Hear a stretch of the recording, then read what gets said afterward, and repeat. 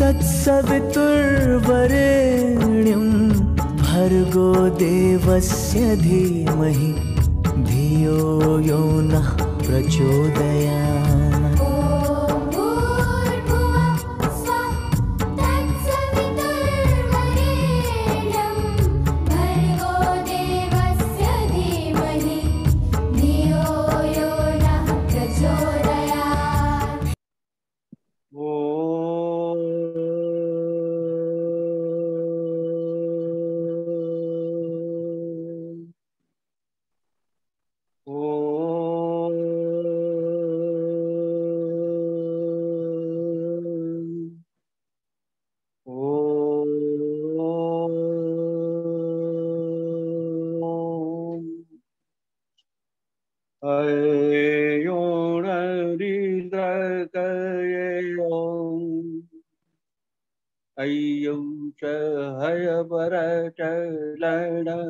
यमंगल नव जवय गडधस जब गडदश खप चटत चट तब कपय शश सर हल। ओम भूर्भुवस्वः तत्सवितुर्वरेण्यं भर्गो देवस्य धीमहि धियो यो नः प्रचोदयात्। अज्ञानतिमिरान्धस्य ज्ञानाञ्जनशलाकया चक्षुरुन्मीलितं येन तस्मै श्रीगुरुवे नमः।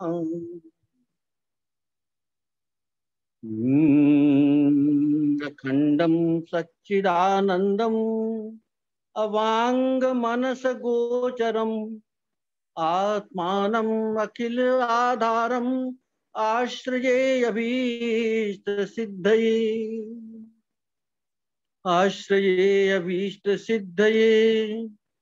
ओम अस्तोमा सदगमय तमसोमा ज्योतिर्गमय मृत्योर्मा अमृतं गमय। सभी उपस्थित जनों को प्रणाम।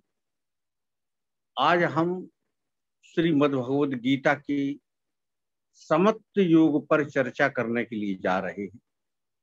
समत्व योग क्या है, गीता ही क्या है? गीता समत्व योग के बगैर उसका कोई अस्तित्व ही नहीं।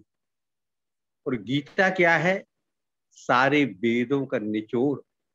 वेद, ब्राह्मण, आरण्यक और उपनिषद, और सारे उपनिषदों का निचोड़ श्रीमद् भगवद गीता है कि सर्वोपनिषदो गावो दुग्धा गोपाल दंदना पार्थो वत्सः सुधीर भोक्ता दुग्धम गीता। ये ऐसा श्रीमद् भगवद गीता है जो भगवान की स्वयं की वाणी है। और जितने ग्रंथ हैं उसमें भगवान के बारे में कहा गया है, भगवान ऐसे थे, ये था, वो था। यहाँ तो भगवान ने स्वयं ही, भगवान की स्वयं की वाणी है। ये ऐसा ग्रंथ है, ऐसा ग्रंथ है श्रीमद् भगवद गीता। तो श्रीमद् भगवद गीता में हम कैसे हमारा कल्याण हो, ये अर्जुन जैसे एक व्यक्ति को जो रणभूमि में खड़ा है उसको सामने रख कर के जो है ये सारा कल्याण का जो राज है भगवान ने सभी प्राणियों के लिए, सभी मनुष्य जात के लिए दिया है। ये ऐसा श्रीमद् भगवद गीता है। तो भगवान ने ये समत्व योग पर चर्चा करने के लिए, ये समत्व है क्या, पहले हम समझें समत्व है क्या। वैसे दूसरे अध्याय के 48वें श्लोक में समत्व योग की परिभाषा दे दी, लेकिन ये समत्व जब दूसरे अध्याय के 39वें श्लोक में भगवान ने कहा कि ऐसा ते अविहिता सांख्ये बुद्धि योगे त्विमाम शृणु बुद्ध्या युक्तो यया पाथ कर्म बंधम प्रहास्यसि। इस समत्व को मैंने अभी बुद्धि योग में, ज्ञान योग में, सांख्य योग में इसमें कहा है। इसको या तो इसमें कहा है, अब तू इसे कर्म योग के अंदर, कर्म योग के लिए सोच। 3 मार्ग हैं हमारे कल्याण के लिए। एक सांख्य योग, ज्ञान योग कहें, जिसे जान लें। दूसरा कर्म योग, और तीसरा है भक्ति। ज्ञान योग तो ऐसा है कि अगर जान ही लिया तो फिर कुछ तो रह ही नहीं गया। ज्ञानी तो आत्मैव में मतम, भगवान ने कहा है ज्ञानी तो मेरी आत्मा है, मेरे समान ही है। वो ज्ञान योग है। तो ज्ञान योग में है क्या, ज्ञान योग में, सांख्य योग में क्या है? भगवान ने दूसरे अध्याय के 11 से 30 श्लोक तक सांख्य योग की चर्चा धीरे धीरे करके और सब चीज बता दिया, सब बता दिया कि शरीर क्या है, शरीरी क्या है। या यूं कहें हम कि सत्य क्या है और असत्य क्या है। सत्य एक ब्रह्म है, और उसके अतिरिक्त जो भी दृष्टिगोचर हो रहा है, सारा का सारा सब कुछ इस माया का प्रपंच, और ये सारा असत है। नासतो विद्यते भावो, ना भावो विद्यते सतः, उभयोरपि दृष्टो अंतस्तरयो तत्वदर्शी। सत्य और असत्य के संबंध में दूसरे अध्याय के 16वें श्लोक में भगवान ने कहा कि असत्य का कोई अस्तित्व है ही नहीं, वो ठहर ही नहीं सकता। वो एक क्षण क्या, समय की छोटी सी छोटी इकाई में भी वो एक जैसा रह ही नहीं सकता। और सत्य, जिससे सारा जगत व्याप्त है, ये उसका कोई अंत ही नहीं है। तत्वदर्शी उसी को जान लेते हैं, जान लें, उसके बाद फिर कल्याण ही कल्याण है।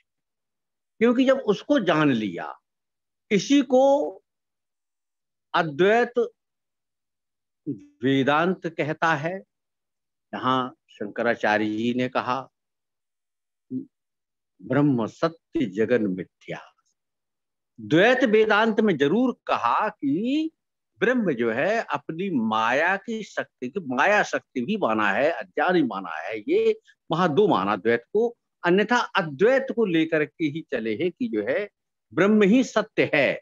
और वही दूसरे अध्याय के 16वें श्लोक में कहा है कि ना सत्तो विद्यते भावो, ना भावो विद्यते सतः, उभयोरपि दृष्टो अंतस्तनो तत्वदर्शी।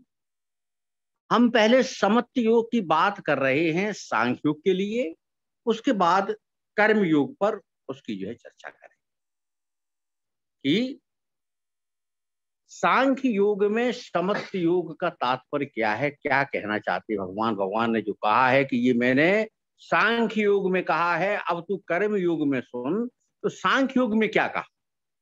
सांख्य योग में यही कहा कि न त्वे वाहम जातु नासम, न तुम ने में जनाधिपा, न चैवम न भविष्यामः, सर्वे वयमतः परम।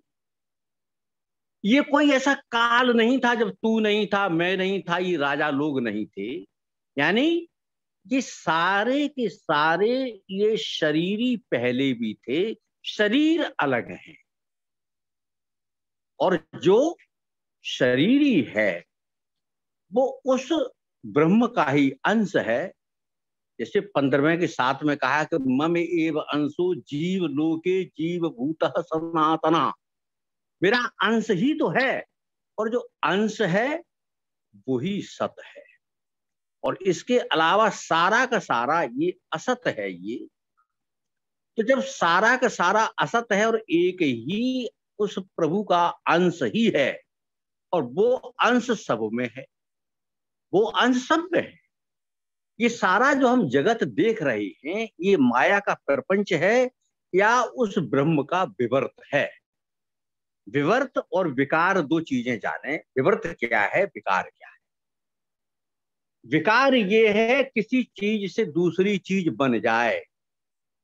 दूध में आपने जामन डाला और दही बन गया, तो दूध का विकार दही हो गया। दो चीजें हो गई, दूध अलग था और दही अलग है। विवर्त क्या है? विवर्त वो है जो वास्तव में अवस्तु है और जिसका अस्तित्व है ही नहीं, और जो वस्तु है वही है। इसे उदाहरण से समझे कि जैसे अंधेरे में हम जा रहे हैं और एक रस्सी पड़ी हुई है, रस्सी पड़ी हुई है, तो रस्सी को हमने समझा, पहले तो हमें कुछ दिखाई नहीं पड़ रहा। ये अज्ञान के कारण बता रहे हैं कि अज्ञान की दो शक्तियां हैं, आवरण और विक्षेप। आवरण शक्ति के कारण हम उसको, रस्सी को देख ही नहीं पाते, जान ही नहीं पाते कुछ पड़ा है कि नहीं पड़ा। जब विक्षेप आई शक्ति, तो विक्षेप से पता लगा तुरंत ही वो जो रस्सी थी वो सांप बने, क्योंकि हमारे मन के अंदर ये है कि ये सांप है। और यहीं से वेदांत की जो सिद्धांत हैं दो, वो शुरू हो गए कि एक तो ये अध्यारोप और एक अपवाद। अध्यारोप कर लिया मन ने कि ये जो है ये रस्सी नहीं, ये सांप है, सांप है, ये पढ़िए, सांप पढ़िए। और वास्तव में वो क्या है? सांप तो है ही नहीं, वो तो अवस्तु है। वस्तु क्या है? वस्तु है रस्सी। जैसे ही आपने टॉर्च से प्रकाश डाला है, जैसे ही जिससे डाला प्रकाश, तो अज्ञान समाप्त हो गया, अज्ञान तुरंत समाप्त हो गया। और समाप्त होने पर हमको दिखाई पड़ने लगी कि ये तो रस्सी है। इसी प्रकार से भगवान कहते हैं, भर्तृहरि ने भी कहा है, बाकी पदई में ब्रह्मखंड में कहा है कि ये विवर्त है, सारा का सारा विवर्त है, सारा विवर्त ही है। ये सारा जो जगत है ये विवर्त है। इसके अंदर अंश देखें तो वो प्रभु का अंश है, जो ब्रह्म का अंश है वही सत्य है, और सारा का सारा ये विवर्त है। जो कुछ दिखाई कुछ और पड़ रहा, लेकिन वास्तव में ऐसा नहीं है, ये विवर्त है। इसीलिए भगवान ने भी कहा है कि योग माया से वे समावृत हैं, इसलिए दिखाई नहीं पड़ता। ना हम प्रकाश सर्वस्य योग माया समावृतः, कहा है 7वें अध्याय में। ये तो ये इसको दिखाई नहीं पड़ता, वो हम जान नहीं पाते कि वास्तविकता क्या है। और जब वास्तविकता जान जाते हैं तो वही समत्व योग बुद्धि योग में है, वही सांख्य योग में है। जैसे कोई महिला टूटे हुए अपने झुमके लेके गई, या नाक की कील लेके गई, नथनी लेके गई, कुछ भी चीज लेके जा रही है, तो जो स्वर्णकार है वो ये नहीं देख रहा कि चूड़ी है कि कंगन है कि जो झुमकी है कि हार है, क्या है। वो ये देखता कि इसके अंदर सोना कितना है, वो उसमें सोना देखता है। और वो देखती मेरी चूड़ी देखो, ये देखो, वो देखो। तो ये सब जब एक ही चीज दिखाई पड़ने लगी, जब एक ही चीज दिखाई पड़ने लगी तो समझ तो आ जाएगा। जब हम देखेंगे कि मेरे अंदर भी वही है, वही मेरे पड़ोसी के अंदर है, वही इस पड़ोसी के अंदर, वही सब सारे संसार के अंदर वही, तो उसी का अंश तो है। जैसे बिजली, विद्युत की शक्ति आ रही है, पंखा भी चल रहा है, हीटर भी चल रहा है, गैस भी हीटर भी चल रहा है, और रेफ्रिजरेटर भी चल रहा है। अब वो रेफ्रिजरेटर कहे कि देखिए मैं तो इस तरह चल रहा हूँ, वो ये कहे मैं ऐसे चल रहा हूँ, जबकि उसके अंदर जो शक्ति है वो विद्युत की शक्ति आ रही है। विद्युत की शक्ति, जैसे विद्युत चली गई सब कुछ ठप, कुछ नहीं। तो भगवान ने ये कहा कि इसको बुद्धि योग में, सांख्य योग में कैसे समत्व करें कि ये सबको ये जान लें। कैसे जान लें? कि सबके अंदर एक ही है, एक ही है। ये जैसे ईशावास्योपनिषद में 6ठे मंत्र में कहा, यस्तु सर्वाणि भूतानि आत्मनि एव अनुपश्यति सर्वभूतेषु चात्मानं तत्तो न विजुगुप्सति। तो सबके अंदर अपने को, और अपने अंदर जो सभी को देखता है, वो कुछ अन्यथा देख ही नहीं सकता, वो कभी जो है गलत सोच ही नहीं सकता। 6ठे अध्याय में भी यही कहा, 6ठे अध्याय में यही कहा है कि यो माम पश्यति सर्वत्र सर्वम च मय पश्यति तस्य अहम न प्रणश्यामि सच में न प्रणश्यामि। जो मुझे सबके अंदर सब जगह देखता है और सर्वत्र देखता है, वो कभी गलत में, वो कभी ऐसा भक्त मेरे से भुलाया ही नहीं जा सकता, और न मैं उस भक्त को भूल सकता हूं। ये वहां पर कहा है। और सबसे बड़ी बात तो ये है कि वो उसके अंदर ये मनुष्य जात ही नहीं, कोई भी हो, किसी प्रकार का कोई भी हो, 5वें अध्याय के 18वें श्लोक में जब कहा कि विद्या विनय संपन्ने ब्राह्मणे गव्य हस्तिनि शून्य चैव सुपाके च पंडिता समदर्शिना। चाहे विद्या विनय से संपन्न ब्राह्मण हो, चाहे गाय हो, चाहे हाथी हो, चाहे जो इस सांख्य योग को पूरी तरह से जानता है, जो ज्ञान योग को जानता है, समत्व को जानता है, उसके लिए सबके अंदर चाहे चींटी हो चाहे हाथी हो, सबके अंदर वही एक ही प्राण दिखाई पड़ता। जिस प्रकार से चाहे चूड़ी हो, चाहे कंगन हो, चाहे झुमकी हो, सबके अंदर जो है उसको वही दिखाई पड़ता है कि इसके अंदर सोना कितना है। इस संसार के अंदर ब्रह्म, इसके अंदर भी चेतन शक्ति, इसके अंदर भी है, उसके अंदर भी है। जब ये चीज जान लेगा तब वो जो है समत्व योग में आ जाएगा।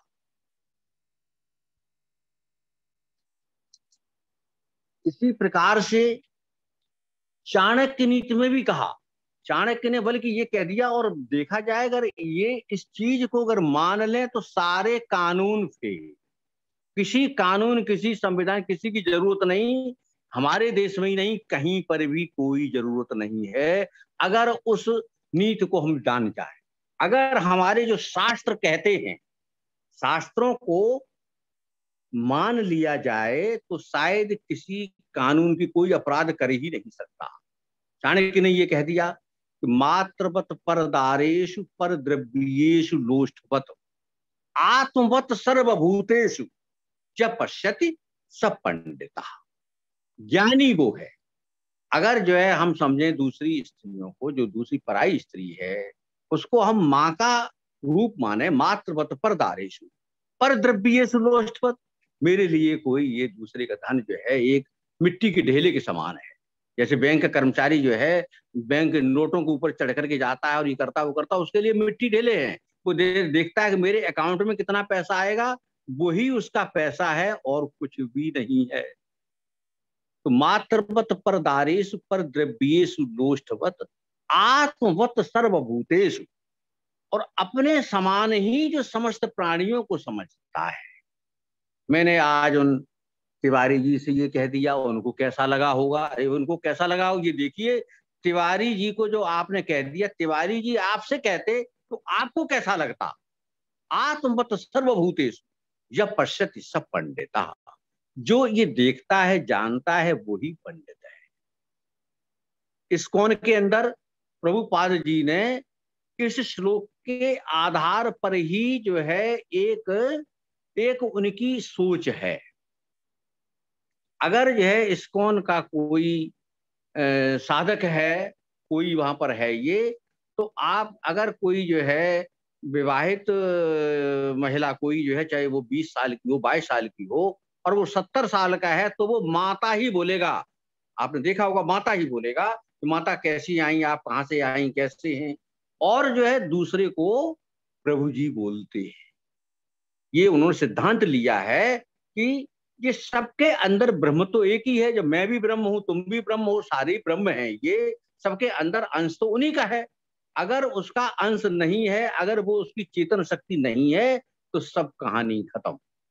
जैसे 13वें अध्याय के 33वें श्लोक में कहा, क्या कहा है कि यथा प्रकाशित ये कहा कृष्णम लोकम एमं रवि क्षेत्रम क्षेत्री तथा कृष्णम प्रकाशयति भारत।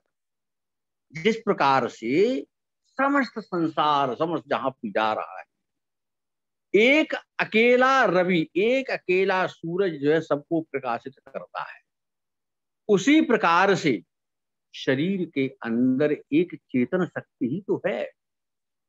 अगर चेतन शक्ति जब तक है तब तक तो कुछ नहीं, और चेतन शक्ति जैसे ही उसके अंदर से निकली, चेतन शक्ति चली गई, तो कितना ही हम सौंदर्य प्रसाधन कर लें, कितने ही हम जो है कितने ही खुशबूदार हम तेल लगा लें और प्रसाधन कर लें, लेकिन जो यही कहेंगे कि भाई जल्दी ले चलो, और इसको जो है क्रियाक्रम करना है, क्योंकि वो जो एक शक्ति है वो दिखाई नहीं पड़ती, वो उसके अंदर है ही नहीं। जब वो नहीं है तो उसका कोई अस्तित्व रह ही नहीं गया।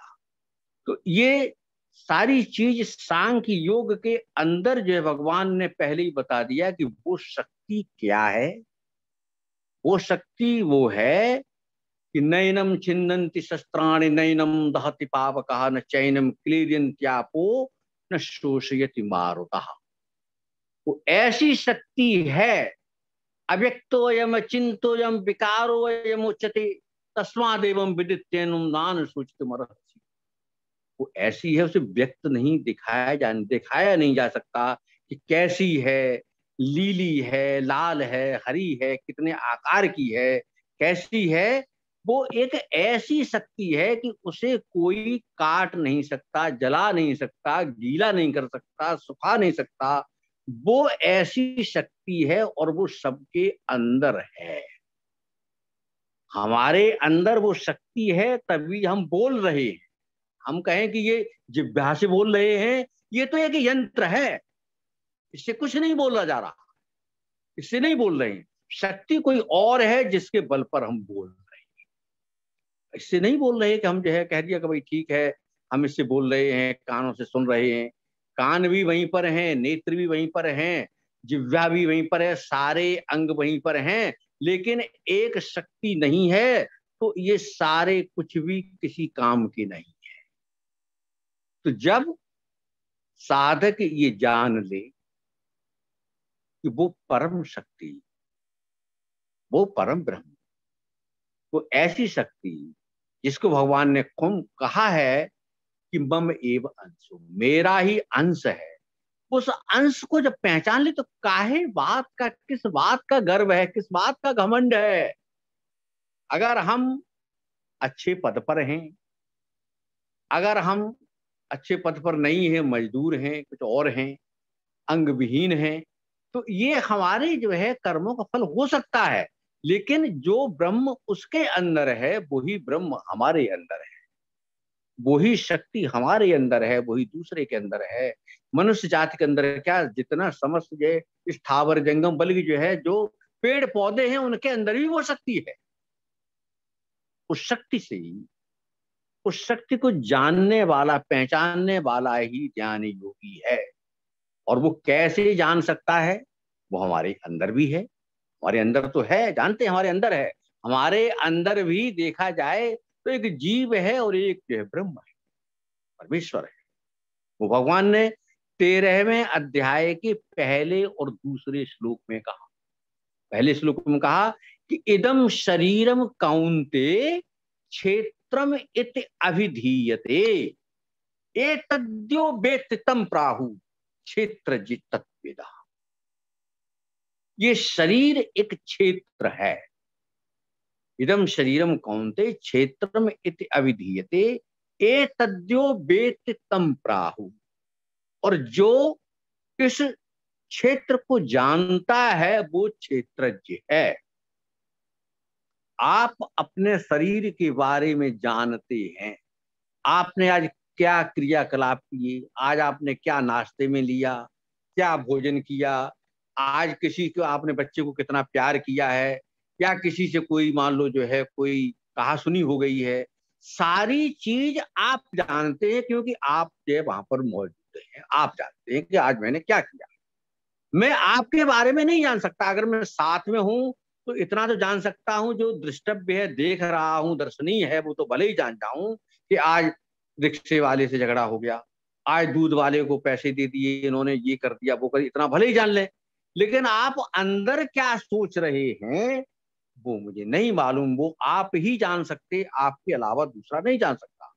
लेकिन भगवान ने 13वें अध्याय के दूसरे श्लोक में ही कहा है, क्षेत्रज्ञम चाप माम विद्धि, क्षेत्रज्ञम चाप माम विद्धि सर्व क्षेत्रेषु भारत। हे भरत श्रेष्ठ, क्षेत्रज्ञ तू मुझे भी जान। अपने बारे में ही नहीं, सभी के बारे में नहीं, सभी प्राणियों के संबंध में क्षेत्रज्ञ तू मुझे भी जान। वो वो सब कुछ देख रहा है। मैं कहाँ क्या बोल रहा हूं, अपने बचाव में क्या बोल रहा हूं, बोलूंगा, लेकिन अपने से कभी कोई नहीं बोल सकता, अपने से अपने को नहीं झुठला सकता कभी कि मैंने क्या किया क्या नहीं किया। लेकिन जैसे अगर कोई हम जो है झूठे भी कोई चीज कहें तो हमारी आत्मा हमको पकड़ लेगी, हमको वो नहीं कहने देगी और कहेगी भी, जान जाएगी तो तू इसमें दोषी है। स्वयं की नजर में स्वयं से बात नहीं, स्वयं से स्वयं को कोई भी दृष्टांत नहीं दिया सकता, वो तो सब कुछ देखने वाला ही है। तो इस प्रकार से जीव और ब्रह्म का ये साथ, वो सब देखने वाला है, उसका अंश है। तभी कहा मुंडकोपनिषद के तीसरे मुंडक के प्रथम खंड के प्रथम मंत्र में कि द्वा सुपर्णा सयुजा सखाया समानम वृक्षम परिशस्तु जाते तयोरन्य पिप्पलम स्वाद अत्य अनशनन अन्यो अविचाकशी। साफ कह दिया कि द्वा सुपर्णा सयुजा सखाया, दो पंछी सुंदर मित्रवत एक पेड़ पर बैठ, पेड़ क्या, ये हमारा शरीर ही है, और एक जो जीव है वो उस पेड़ के अच्छे बुरे फल बड़े स्वाद ले लेकर के खाता है, और दूसरा जो है वो सिर्फ दृष्टा है, दृष्टा के अतिरिक्त कुछ नहीं, वो सब कुछ देख रहा है, सब कुछ देखता है। तो एक ये सांख्य योग की बात हम संक्षेप में करते हैं। सांख्य योग की बात ये कि जो सबके अंदर जान ले कि एक जैसा ही है, वो किसी से घृणा कर ही नहीं सकता, वो किसी से घृणा नहीं कर सकता। आत्मा उपमीयेन सर्वत्र समम पश्यति यो अर्जुन सुखम वायद वा दुखम सयोगी परमो मतः। छठे अध्याय का 32वां श्लोक। इस प्रकार से जो सबके अंदर समान ही देखेगा, वो दूसरा देख ही नहीं सकता, क्योंकि वो अपना साथी अपना अंश ही मान रहा है, प्रभु का अंश ही सबके अंदर मान रहा है। वो कभी अन्याय नहीं कर सकता, वो कभी वो कुछ अन्यथा सोच ही नहीं सकता, और उसको भगवान कभी भुला ही नहीं सकते। ये बात सांख्य योग में कहती। वैसे तो सांख्य योग के 38, ये दूसरे अध्याय के 38वें श्लोक में जो 38वां श्लोक कहा है, वो कहा सांख्य योग के परिप्रेक्ष्य में है, लेकिन वो श्लोक भी सांख्य कर्मयोग दोनों के लिए काम आता है। कैसे कि सुख दुखे समय कृत्वा लाभा लाभौ जया जयौ ततो युद्धाय युज्यस्यो नैवं पापम वाप्स्यसि। अर्जुन को चूंकि मोह हो रहा था, तो उस संदर्भ में वहां जाकर के कहा है ये 38वां श्लोक कि जो सुख और दुख, जय पराजय, सिद्धि असिद्धि, इनको समान मान करके तू युद्ध कर। तुझको कोई इस पर जो है फल पर कोई अधिकार नहीं, इसको मान करके इस प्रकार से युद्ध कर तो तुझे कोई पाप नहीं लगेगा। अर्जुन ने कहा था कि जो है हमको पाप लगेगा, निहत्य दात राष्ट्राना कापीत स्यात् जनार्दन पाप में श्रेयस्मान ताना ततायना। ये कहा था पहले अध्याय के 35वें श्लोक में, जब कहा था ये कि हमको पाप लगेगा इन आतताइयों को मारने पर भी, तो भगवान ने कहा कि इस प्रकार से युद्ध कर तो कोई पाप नहीं लगेगा, किसी प्रकार का कोई पाप नहीं लगेगा। तो वैसे तो ये सांख्य योग के परिप्रेक्ष्य में ये श्लोक है, लेकिन ये श्लोक जो है कर्म योग के संबंध में भी है। कर्म योग के संबंध में दूसरे अध्याय के वैसे तो 39वें से लेकर के 53 तक है, लेकिन आगे भी जब अर्जुन ने प्रश्न किया स्थिति प्रज्ञ के संबंध में, तो आगे भी वार्ता चली गई। दूसरा अध्याय गीता का सार समझना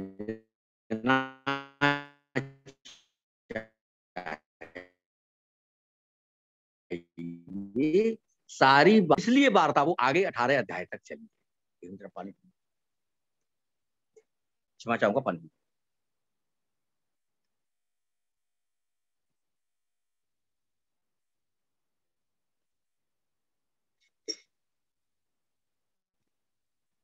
तो कर्मयोग के संबंध में भगवान ने यही कहा कि एक सिद्धांत दिया दूसरे अध्याय का 47वां श्लोक, कर्मण्येवाधिकारस्ते मां फलेषु कदाचन मां कर्म फल हेतुर्भू मां ते संगो अस्तु कर्म। कर्म करने में तेरा अधिकार है, फल में नहीं। अभी सज्जन ने प्रश्न किया कि जो है अगर ये सारा जो है कर्म के ऊपर ही है, जब प्रारब्ध ही भोग रहे हैं तो बस अपने आप गाड़ी चल रही है। ऐसा नहीं, ये मनुष्य योनि ही एक ऐसी योनि है जो कर्म योनि और भोग योनि दोनों है। भोग योनि भी है और कर्म योनि भी है, दोनों योनियां मनुष्य योनि के अंदर हैं। और जो और दूसरे लोग हैं उनके अंदर तो भोग योनि भोगना ही भोगना है, अच्छा भोगे या खराब भोगे, जैसा ही भोगना उनको भोगना है। ये मनुष्य योनि जो है अपने पुरुषार्थ के लिए अपने पहले तो जो उनका प्रारब्ध आया उसके अनुसार यहाँ पर उसको गति मिली, उसके अनुसार उनको यहाँ पर वातावरण मिला, एटमॉस्फेयर मिला, और उस एटमॉस्फेयर को कैसे अच्छे कर्म कर सके ये स्वतंत्रता भी मिली। इसीलिए मनुष्य जन्म जो है ये प्रथम जन्म भी है और अंतिम जन्म भी है। अंतिम जन्म इसलिए कि वही जो है अब यहां तक ले आए हैं, अब आपको आजादी दे दी है, अब आप जो करना हो कर लीजिए, प्रारब्ध यही भोज के छुट्टी करिए। लेकिन अगर हमने जो कर्मों से बंधते गए, कर्म कैसे ही हो, अच्छे कर्म की तो विभाजन इतना तरह से किया गया है, लेकिन कर्म को हम कैसे ही करें, चाहे अच्छे कर्म हो, मिश्रित कर्म हो, चाहे जो है विकर्म हो, जो भी कर्म है, जिन कर्मों से आसक्ति हमारी है तो कर्म का फल तो मिलेगा, कर्म का फल तो निश्चित रूप से मिलेगा। तो कैसे कर्म किए जाएं, और ये भी नहीं कि कर्म न करें, ऐसा भी नहीं है कि कर्म न करें, ये भी नहीं हो सकता, कर्म तो करना है। क्योंकि यह 47वें में यही कहा है कि ये नहीं कर्मों का हेतु मत बन, कर्मों के फलों का हेतु मत बनो, लेकिन ये नहीं कि कर्म मुझे नहीं करना, इसके लिए नहीं कहा। जबकि बल्कि अर्जुन इस बात में भ्रमित से हो गए। भ्रमित से कैसे हो गए? जब उन्होंने कहा, जब भगवान ने ये तीसरे श्लोक में दूसरे अध्याय में कह दिया कि नपुंसकता को छोड़ उठ और युद्ध कर, ये नपुंसकता को छोड़ो और युद्ध करो, युद्ध करने के लिए कहा।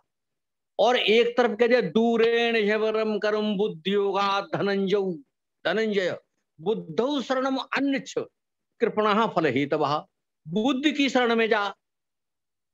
अर्जुन सोचने लगे कि क्या कह रहे, कभी कहते हैं कि जो है ये नपुंसकता को छोड़ो और युद्ध करो, और कभी कहते हैं कि जो है ये कर्म बहुत ही हीन है और जो है बुद्धि की शरण में जा।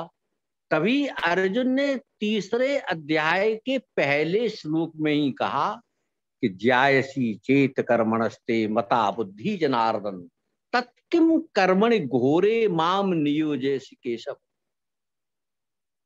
अगर आप ये समझते हैं कि बुद्धि योग, ज्ञान योग ये श्रेष्ठ है कर्मों से, तो मुझे भयंकर युद्ध जैसे कर्म में क्यों लगाते हैं? व्याम श्रेणे वाक्येन बुद्धिम मोहयसीव में तदेकम बद निश्चित श्रेयो अहम आपने हम। ये भगवान, मैं तो आपको दूसरे अध्याय के 7वें श्लोक में ही जो है आपका शरणागत शिष्य हो चुका हूं। कार्पण्य दोषो पहत स्वभावा पृच्छा में त्वाम धर्म सम्मूर्ण चेता यश्रेयः निश्चितम ब्रूहि तन्मे शिष्यस्ते हम साध माम त्वाम प्रपन्नम। मैं तो आपकी जो है शरण में पहले ही आ चुका हूं, पहले ही शिष्य हो चुका हूं। तो आप जो है ऐसी मिश्रित जैसी बातें कभी कैसे करते हैं? कभी कहते हैं कि जो है उठो युद्ध करो, और कभी कहते हैं कि युद्ध नहीं, ये जो है इन कर्मों से ज्ञान श्रेष्ठ है और तू बुद्धि की शरण में जा। तो मैं क्या करूं? भगवान ने वहां पर भी कहा कि जो है मैंने कर्म न करने के लिए नहीं कहा है। कैसे कर्म किए जाएं? कर्म न करने से तो तेरा जीवन निर्वाह भी नहीं होगा। नियतम कुरु कर्म तुम कर्म जायो ही अकर्मणा शरीर यात्रा पिचतेन प्रसिद्धियेत अकर्मणा। शरीर की यात्रा भी, शरीर का निर्वाह भी नहीं होगा। कर्मों का विभाजन कई प्रकार से है। नित्य कर्म, नैमित्तिक कर्म, उपासन कर्म, प्रायश्चित कर्म, ये कर्म तो अलग है। और कर्म कोई कैसे करता है? चौथे अध्याय में कहा कि कर्मणो हि बोद्धव्यम बोद्धव्यम च विकर्मणः अकर्मणश्च बोद्धव्यम गहना कर्मणो गति। कर्म को जानो, अकर्म को जानो और विकर्म को जानो। इस बात को स्पष्ट करने से पहले हम 18वें अध्याय के 12वें श्लोक पर चल रहे हैं। कर्म कैसे करेंगे हम? अच्छा करेंगे, यज्ञ कर रहे, अब तप कर रहे, दान कर रहे, सब कुछ कर रहे हैं। एक अनिष्ट कर्म जो विकर्म कहे जाते हैं, जिनके लिए रोक है, समाज की भी रोक है और जो है हमारे सरकार के, किसी भी सरकार किसी देश में कहीं पर भी कानून ने भी रोक ले रखी है कि नहीं ऐसा ये काम नहीं करना है, चोरी नहीं करना, कोई भी गलत कार्य नहीं करना है। और एक मिश्रित कर्म ऐसा है कि हम व्यापार कर रहे हैं तो अपने गुजारे के लिए तो बोलेंगे देखिए हम आपसे इसमें कोई एक पैसा नहीं ले रहे और हम इसी जो भाव लाए उसी भाव दे रहे हैं, लेकिन उसमें जो है हम अपना कुछ फायदा तो लेते ही हैं, इसकी तो नहीं बैठा कोई। तो कर्म कैसे हैं? इष्ट, अनिष्ट और मिश्रित कर्म है। अनिष्टम इष्टम मिश्रम च त्रिविधम कर्मणा फलम भवति अत्यागिनाम प्रेति न तो सन्यासिनाम क्वचित। आप कर्म कैसे करेंगे? इष्ट, अनिष्ट या मिश्रित, लेकिन उस कर्म का फल तो निश्चित रूप से मिलेगा, निश्चित रूप से फल मिलेगा। अब वो फल मिलेगा तो फल मिलने के लिए, फल भोगने के लिए फिर आना है। अच्छा हुआ तो अच्छा भोगने के लिए आना, खराब हुआ तो खराब भोगने के लिए आना। कोई जरूरी नहीं इसी, कुछ तो हो सकता है कि इसी में हो जाए। अब वहां कर्मों की देखिए, कर्म 3 प्रकार के कर्म वहां कर दिए, क्रियमाण, संचित और प्रारब्ध। क्रियमाण जो वर्तमान में कर्म कर रहे हैं वो क्रियमाण है, उसका फल उस समय भी मिल गया, कुछ समय बाद मिला तो संचित हो गए, और जो कुछ जन्मों के बाद मिला तो प्रारब्ध हो गए। तो कर्मों का फल तो भोगना पड़ेगा, तो कर्म तो भोगना ही पड़ेगा।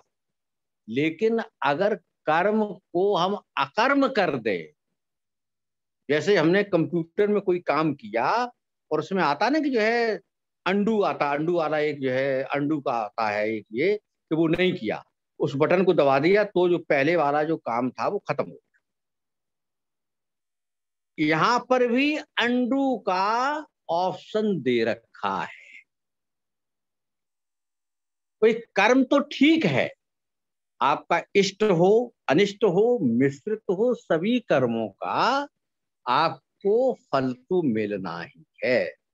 लेकिन अगर हम कर्म को अंडू कर दें, कर्म को हम अकर्म कर दें, तो कर्म रहा ही नहीं।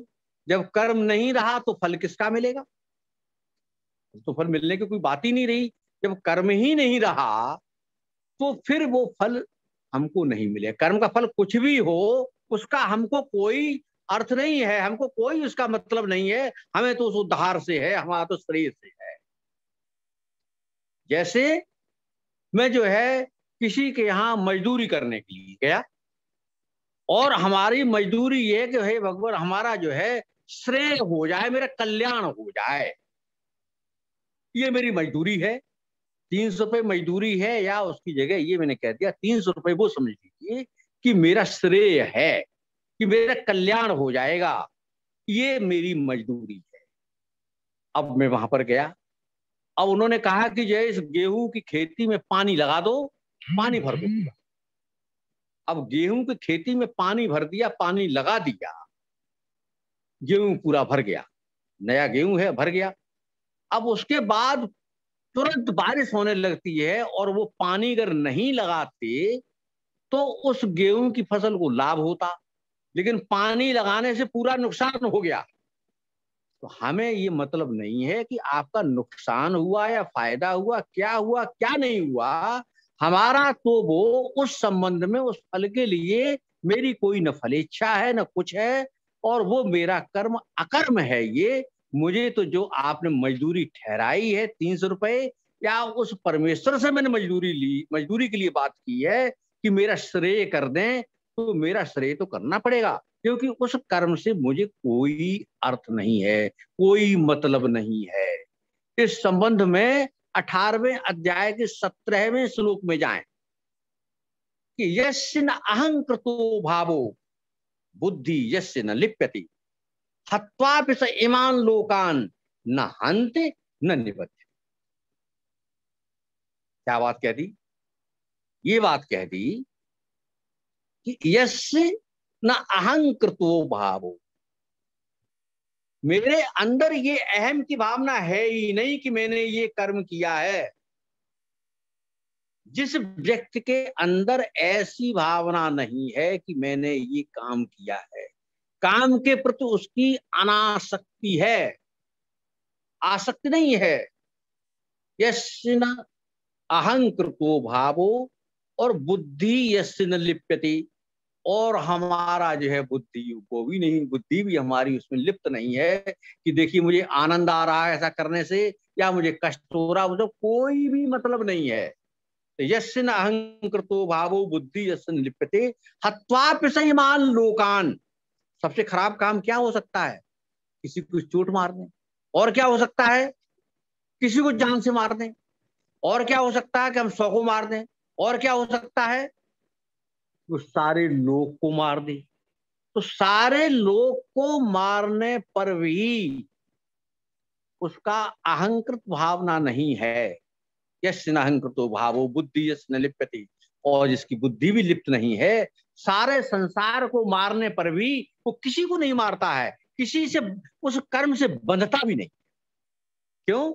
उसका कोई जो है उस कर्म से, अर्थ कर्म से कोई आसक्ति ही नहीं है, न कर्म से आसक्ति है न फल से आसक्ति है। और उदाहरण के रूप में समझे कि कोई जो है 2 साल का बालक, 1.5 साल का बालक है, वो घुटनों घुटनों चल के आ रहा है और उसे कोई चूहा मारने वाली दवा कहीं रखी है, वो लेके आ रहा है, उसे कुछ नहीं मालूम, और उसने कहीं पानी में डाल दी धोखे से, और पानी में डालने से 100 आदमी मर गए। क्या उससे कोई दोष मिलेगा, दंड मिलेगा? क्योंकि संविधान ये कानून भी मानता है कि उसका कर्म वो अकर्म है, क्योंकि उसका अहम की भावना है ही नहीं, वो जानता ही नहीं है कोई क्या होगा क्या नहीं होगा।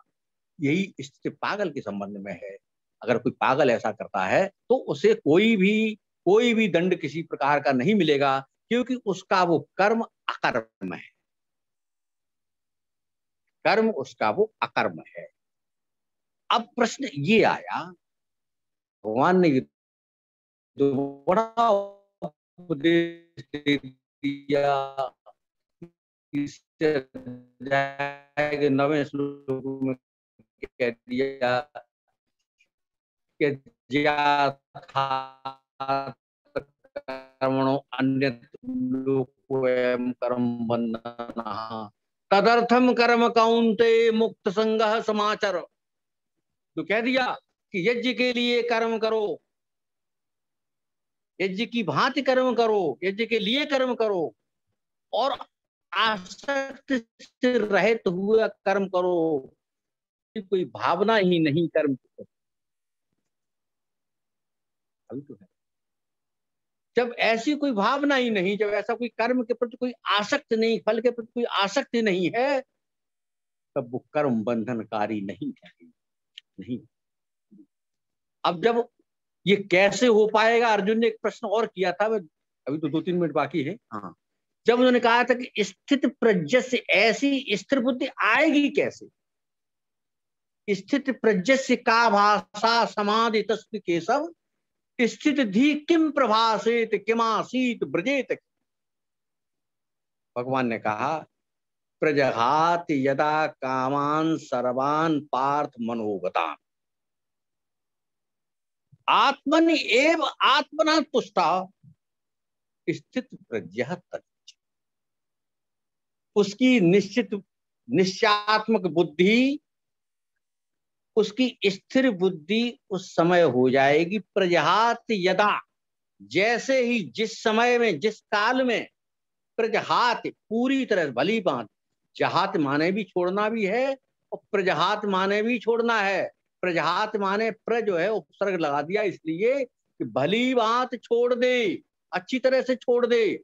प्रजहात यदा कामान सर्वान मनोगता, जो मन के अंदर जो कामनाएं आई हैं उनको छोड़ दे और उसी समय प्रजहात यदा कामान सर्वान पार्थ मनोगतान आत्मन एव आत्मना तुष्टा, और अपने अंदर स्वयं के द्वारा स्वयं से ही तुष्ट हो, उसी क्षण वो स्थित प्रज्ञ हो जाएगा। प्रज्ञ ऐसा हो जाएगा, यहाँ ऐसा हो जाएगा। भगवान ने दूसरे अध्याय के अंतिम श्लोक में कहा ऐसा ब्राह्मी स्थिति पार्थ नैना में प्राप्त विमुति स्थित्वा शाम अंत काले यपि ब्रह्म निर्माणम रिक्षति। अगर ये स्थित ब्राह्मी स्थित, किसी में कोई राग द्वेष कुछ भी है नहीं, कोई निर्द्वंद्व है और सभी आसक्तियों से त्याग दिया है, अगर ये अंत समय में भी आ जाए तो भी कल्याण हो जाएगा। सोचते रहे हम कि हमने जो है 70 साल के हो गए, 70 साल तक तो मैं इस प्रकार से नहीं आ पाया, और ये भगवान ने ये क्या बात कह दी कि मृत्यु के समय में भी अगर ऐसी बुद्धि हो जाती है तो कल्याण तो भी वो ब्राह्मी ही स्थित है और उसका कल्याण हो जाएगा। तो इसका उत्तर है हाँ, हो जाएगा। कैसे हो जाएगा कि एक कमरा 70 साल से बंद है जिसमें कोई रोशनी नहीं जा रही, कोई प्रकाश नहीं है, बिल्कुल अंधकार पड़ा हुआ है, वो हमारा मन जैसे अंधकार में डूबा हुआ है। लेकिन ये अज्ञान की यही बात तो है। लेकिन जैसे ही प्रकाश गया, ज्ञान का प्रकाश गया, अज्ञान को 70 साल नहीं लगेंगे उसको छोड़ने में, अज्ञान तुरंत छूट जाएगा। अज्ञान तुरंत छूटने को उपरांत ही उसको कल्याण हो जाएगा। ये बात को मैं समाप्त करने से पहले मैं एक मंत्र पढ़ूंगा। ओम सहनावतु सहनौ भुनक्तु सह वीर्यं करवावहै तेजस्विनावधीतमस्तु मा विद्विषावहै। ओम शांति शांति शांति। सभी लोगों को पुनः प्रणाम।